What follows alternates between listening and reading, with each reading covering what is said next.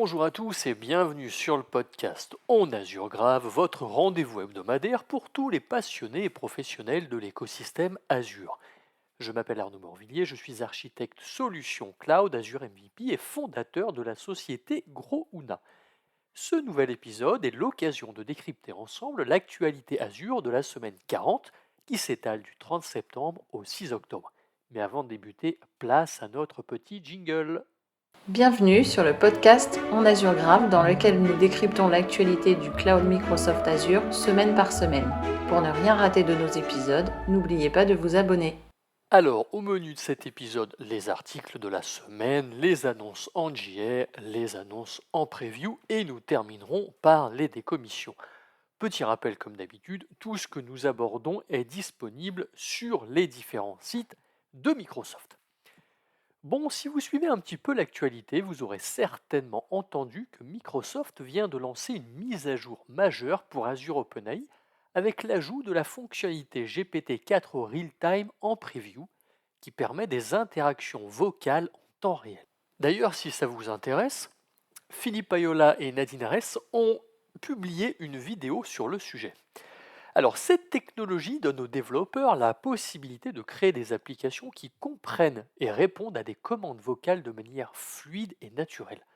Par exemple, cela permettrait de développer des assistants virtuels capables de répondre instantanément à des questions ou de gérer des interactions en langage naturel, rendant ainsi l'expérience utilisateur plus engageante.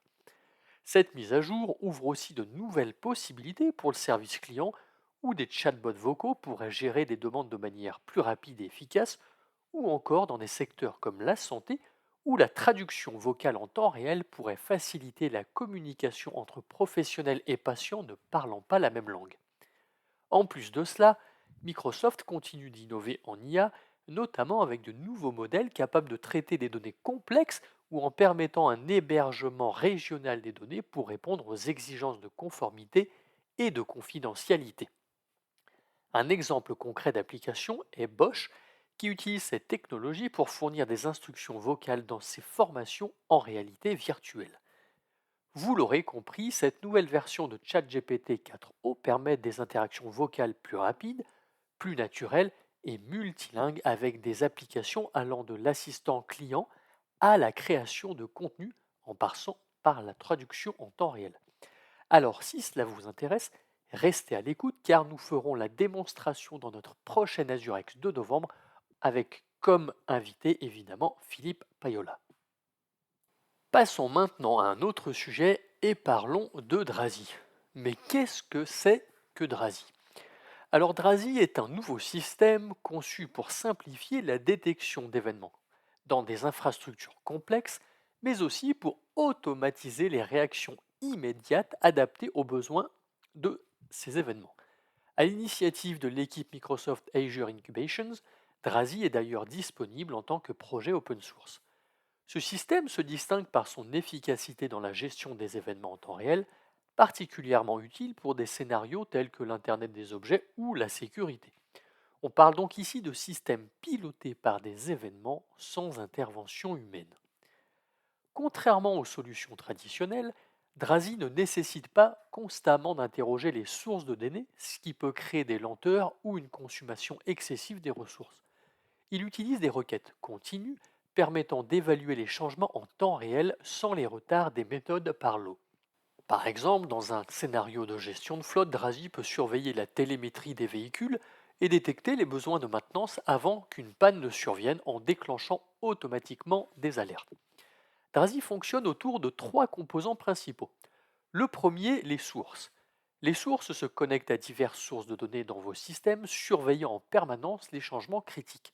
Une source suit les journaux d'application, les mises à jour de bases de données ou les mesures système et collecte les informations pertinentes en temps réel.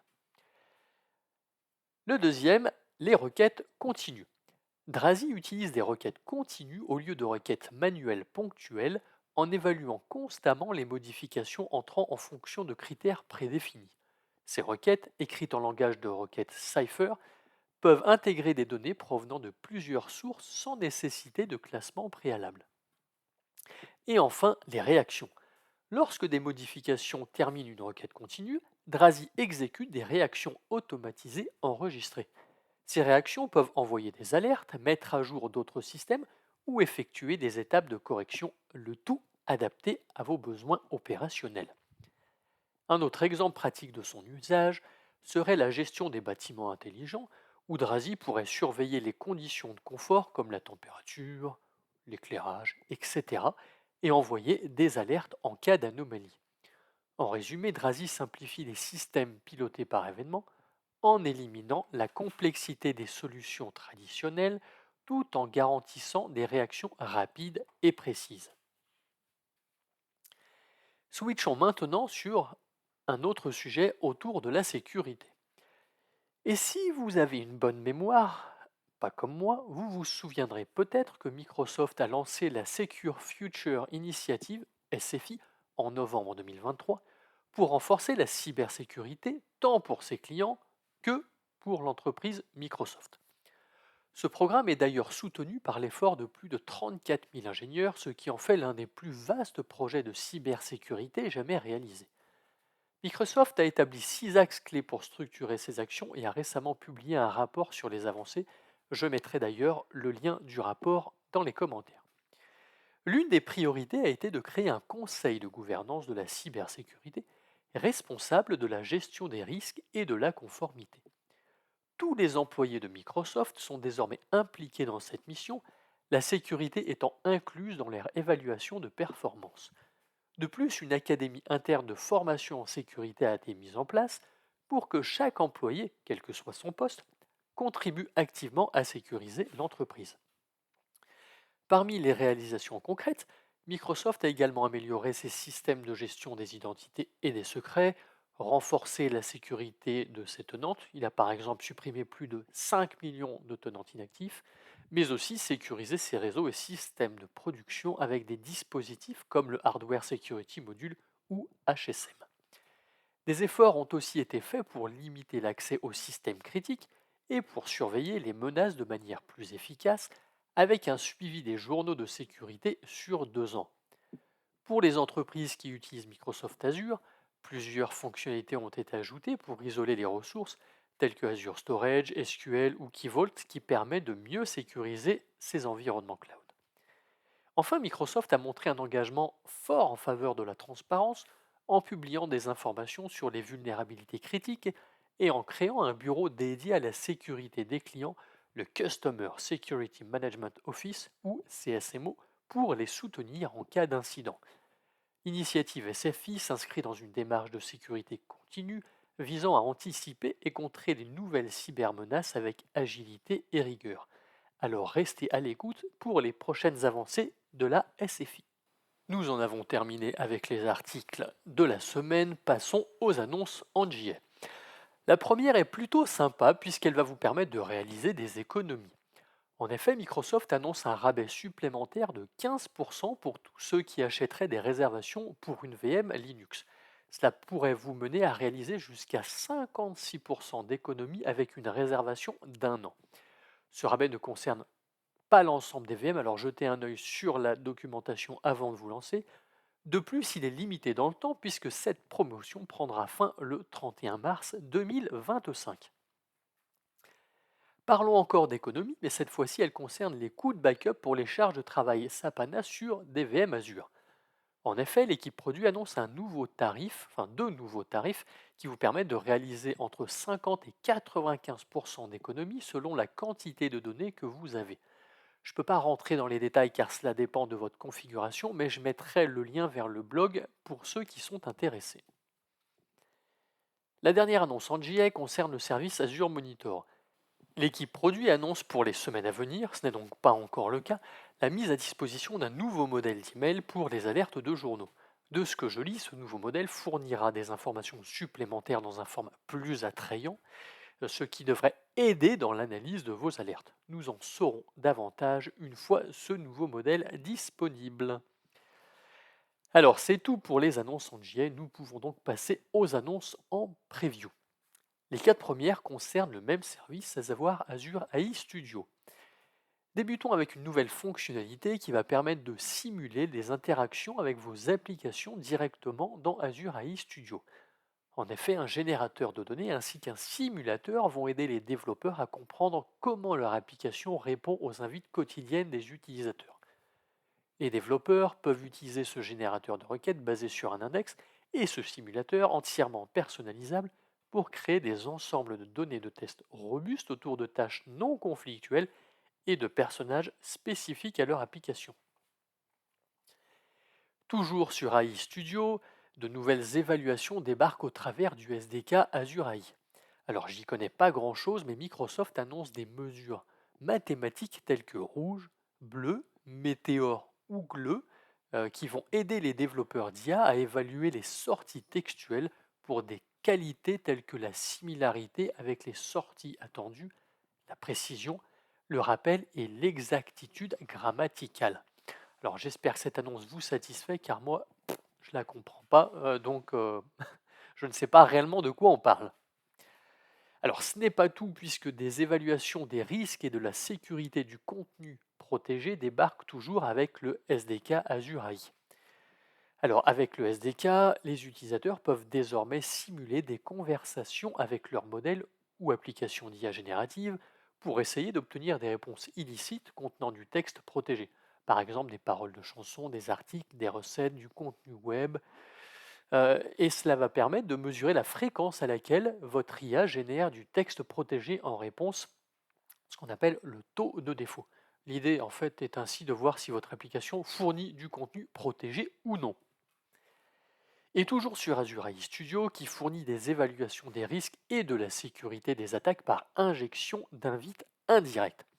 Alors pour rappel, ces attaques sont un vecteur d'attaque dans lequel un acteur de menace empoisonne la source de données de base d'un modèle, comme un site web, un email ou un document interne, pour transmettre des instructions cachées et malveillantes à un modèle et contourner les garde-fous de sécurité.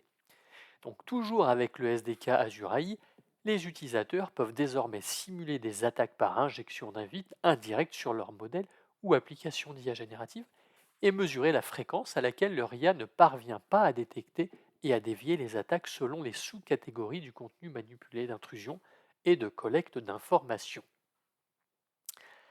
Alors passons maintenant à un autre sujet avec les VM où de nouvelles séries font leur apparition. Tout d'abord la série NVADS V710V5 qui sont alimentés par des GPU AMD Radeon Pro V710 et des CPU AMD EPIC 9V64 avec une fréquence de base pouvant aller de 3,95 GHz à 4,3 GHz. Ces dernières sont parfaites pour des applications graphiques exigeantes accélérées par GPU comme des jeux ou pour des besoins de bureaux virtuels.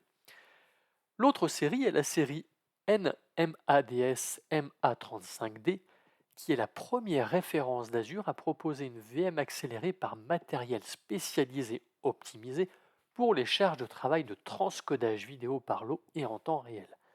Elle offre une unité de traitement vidéo ASIC avec 16 vCPU, 32 Go de RAM, 76 Go de stockage temporaire et 4 Go de bande passante.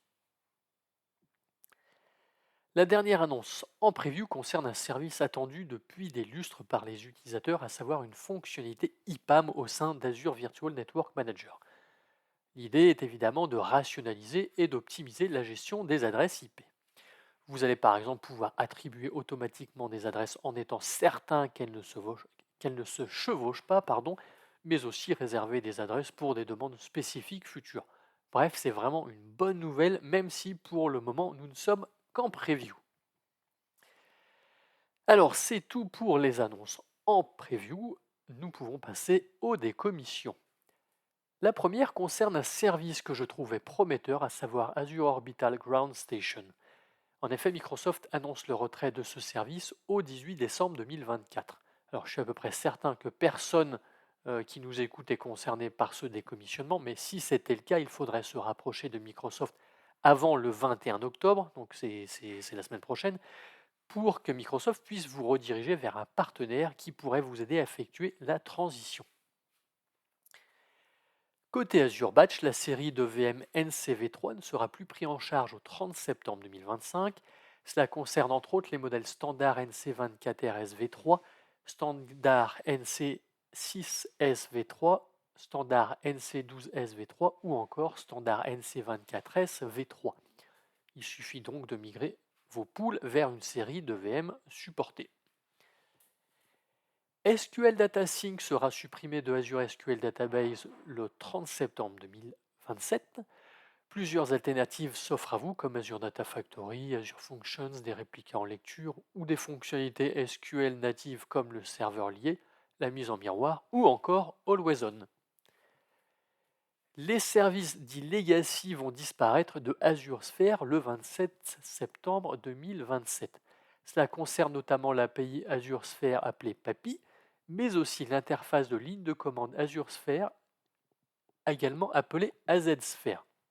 Alors pour éviter toute interruption de service, il suffit simplement de migrer vers la version Azure Sphere la plus récente, dénommée Azure Sphere Integrated. Le service Azure Automation State Configuration sera également retiré le 30 septembre 2027. Il vous faudra migrer vers une autre solution comme Azure Machine Configuration ou l'extension DSC Windows ou encore Desire State Configuration de PowerShell. Les extensions Azure Diagnostic seront retirées le 31 mars 2026 de Azure Monitor, à la fois pour Windows mais aussi pour Linux. Il faudra passer par l'agent Azure Monitor que vous connaissez sans doute sous le trigramme AMA. Et enfin, terminons cet épisode avec le retrait du service Azure Spring Apps le 31 mars 2028. C'est une décision commune de Microsoft et Broadcom qui vous laisse un peu moins de 4 ans pour migrer vers une solution alternative comme Azure Container Apps par exemple. Notre épisode est maintenant terminé. Merci d'avoir pris le temps de nous écouter. Vous pouvez d'ailleurs le partager si vous le trouvez intéressant. Pour ma part, je vous donne rendez-vous la semaine prochaine pour un nouvel épisode. D'ici là, je vous souhaite une excellente journée. À très vite.